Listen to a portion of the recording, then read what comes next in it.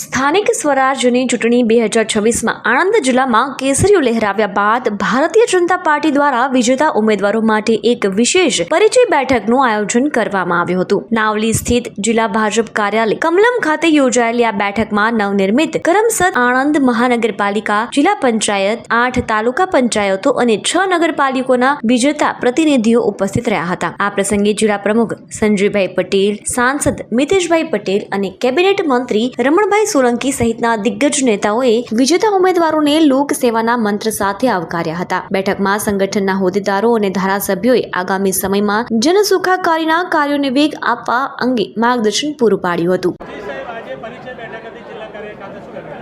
આણંદ જિલ્લાની અંદર સ્થાનિક સ્વરાજ્યની ચૂંટણીની અંદર 468 બેઠકો ઉપર જે ચૂંટણી હતી એમાંથી ભારતીય જનતા પાર્ટીના 332 ઉમેદવારો જે જીત્યા છે એમના સાથેની પરિચય, એમને શુભેચ્છા અભિવાદન માટેની આજરોજ બેઠક યોજવામાં આવી હતી.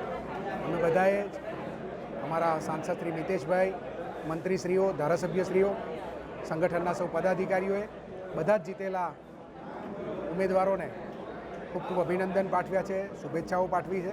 અને આગામી સમયની અંદર, થોડાક સમયની અંદર એના તાલુકા, જિલ્લા પંચાયત, નગરપાલિકામાં જ્યારે એ લોકો કામ કરે એ વખતે પ્રજાહિત પોતાના લક્ષ્યમાં રાખીને કામ કરે એવી પણ શુભકામનાઓ પાઠવી છે.